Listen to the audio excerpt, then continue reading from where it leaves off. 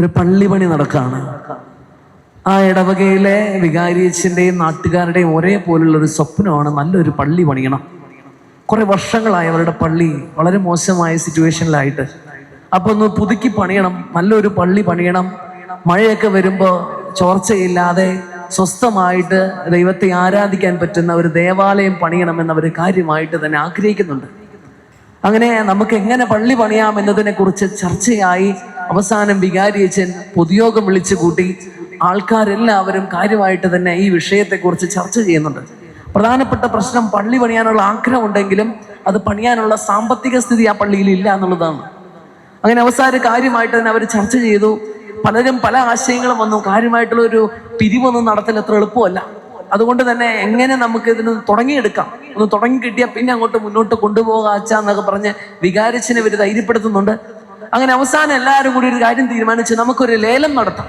അപ്പൊ ചെയ്യേണ്ടത് ഇത്രയേ ഉള്ളൂ, ഓരോരുത്തരും അവരവർ ചെയ്യുന്ന ജോലിയുമായി ബന്ധപ്പെട്ട ഏതെങ്കിലും ഒരു വസ്തു പള്ളിയിലേക്ക് കൊണ്ടുവരുന്നു.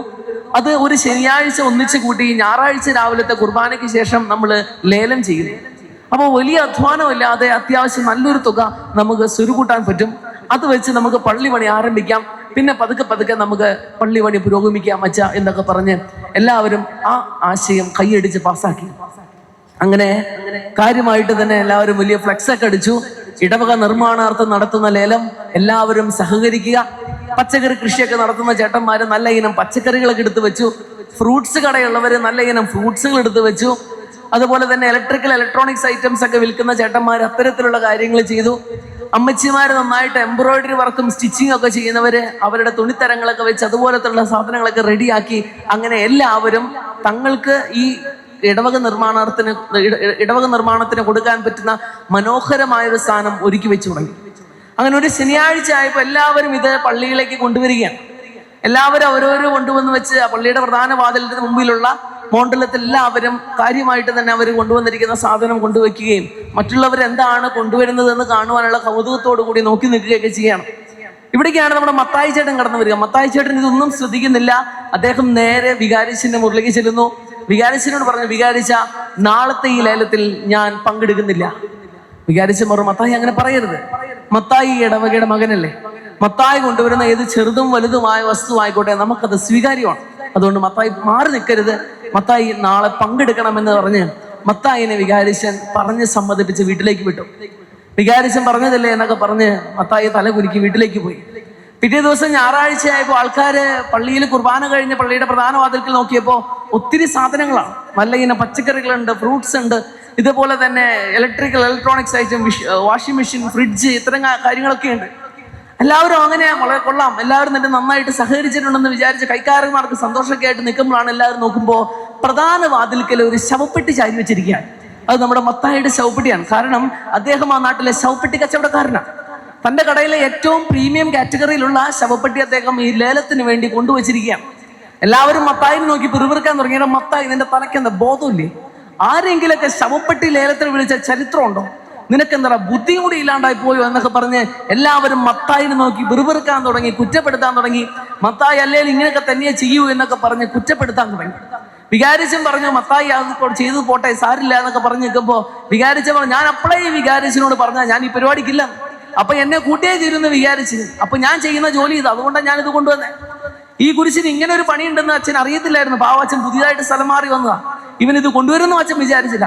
എന്തെങ്കിലും ആവട്ടെ, നമുക്ക് ലേലം ആരംഭിക്കാന്ന് പറഞ്ഞ് അച്ഛൻ തടി തപ്പി അവസാനം ലേലം ആരംഭിച്ചു. അങ്ങനെ എല്ലാ വസ്തുക്കളും 2 ഇരട്ടി വിലയ്ക്കും 3 ഇരട്ടി വിലയ്ക്കൊക്കെ വിറ്റുപോകാൻ തുടങ്ങി. ലേലം അങ്ങനെ നല്ല ഉഷാറായിട്ട് പോകുന്നുണ്ട്. എല്ലാവരും കാര്യമായിട്ട് തന്നെ അതിനു വേണ്ടി സഹകരിക്കുന്നുണ്ട്. അങ്ങനെ മുന്നോട്ട് പോയി എല്ലാ സാധനങ്ങളും വിറ്റുവിലയ്ക്ക് പോയി. 2 ഇരട്ടി വിലയ്ക്ക് 3 ഇരട്ടി വിലയ്ക്കൊക്കെ വിറ്റുപോയി. അവസാനം നമ്മുടെ മത്തായിയുടെ ശവപ്പെട്ടി മാത്രം ഇങ്ങനെ ആ പള്ളിയുടെ പ്രധാന വാതിൽക്കൽ ഇങ്ങനെ ആരും തൊടാതെ, ആർക്കും വിളിക്കാൻ താല്പര്യമില്ലാതെ അങ്ങനെ നിൽക്കുകയാണ്. എല്ലാവരും വീണ്ടും മത്തായിനെ നോക്കി പിറുപിറുക്കാൻ തുടങ്ങി. ഇതൊരെണ്ണം വിറ്റ് പോകാത്തത് തന്നെ ഒരു ഐശ്വര്യക്കേടായിരുന്നു.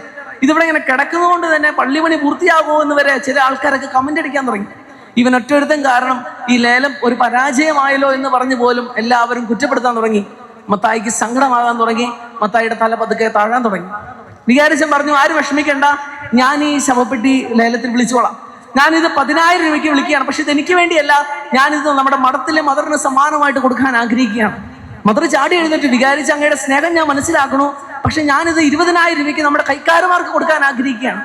കൈക്കാരന്മാർ ചാടി എഴുന്നേറ്റു, മദർ പുലിയാന്ന് ഞങ്ങൾക്ക് അറിയാം, കാര്യമായിട്ട് തന്നെ മദർ ഇതിനു വേണ്ടി ഞങ്ങൾക്ക് തരാൻ ആഗ്രഹിക്കുന്നുണ്ടെന്ന് ഞങ്ങൾക്ക് മനസ്സിലായി. പക്ഷേ ഞാനിത് പള്ളിയിൽ പാട്ട് പാടുന്ന ചേട്ടന് ഒരു 50,000 രൂപയ്ക്ക് വിളിച്ചു കൊടുക്കാൻ ആഗ്രഹിക്കുകയാണ്. അങ്ങനെ 50,000 കഴിഞ്ഞു, 1 ലക്ഷം കഴിഞ്ഞു, 2 ലക്ഷം കഴിഞ്ഞു, അവസാനം 3 ലക്ഷം രൂപയ്ക്ക് ആ ഇടവകയിലൊരു ചേട്ടൻ ഈ ശവപ്പെട്ടി കയറി വിളിച്ച് പറഞ്ഞു, ഇനി ആരും വിളിക്കാൻ നിൽക്കണ്ട, ഞാനിത് 3 ലക്ഷം രൂപയ്ക്ക് വിളിക്കുകയാണ്. ഇത് മറ്റാർക്കും അല്ല, ഇത് ഉണ്ടാക്കിയ മത്തായിക്ക് തന്നെ ഞാൻ സമ്മാനമായിട്ട് കൊടുക്കാൻ ആഗ്രഹിക്കുകയാണ്.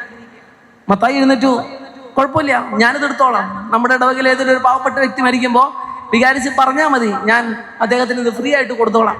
അങ്ങനെ തൻ്റെ കയ്യിൽ തൻ്റെ തോളിലും ആ പ്രീമിയം കാറ്റഗറിയിലുള്ള ശവപ്പെട്ടിയും തോളിൽ വെച്ചുകൊണ്ട് മത്തായി വീട്ടിലേക്ക് മടങ്ങി. എല്ലാവരും മത്തായിയുടെ ആ പോക്ക് നോക്കി നിന്നു. അങ്ങനെ ലേലം സമാപിച്ചു, എല്ലാവർക്കും സന്തോഷമായി. പിറ്റേ ആഴ്ച ഓരോ സാധനവും തന്ന ആളുടെ പേരിലും അത് വിറ്റുപോയ വിലയുടെ ക്രമത്തിൽ നോട്ടീസ് അടിച്ചിറങ്ങി. നോട്ടീസ് ഇറങ്ങിയപ്പോൾ ഏറ്റവും വിലയ്ക്ക് വിറ്റുപോയത് നമ്മുടെ മത്തായിയുടെ ശവപ്പെട്ടിയാണ്. മത്തായി നാട്ടിലെ താരമായി, എല്ലാവരും മത്തായിയെ വാനോളം പുകഴ്ത്തി.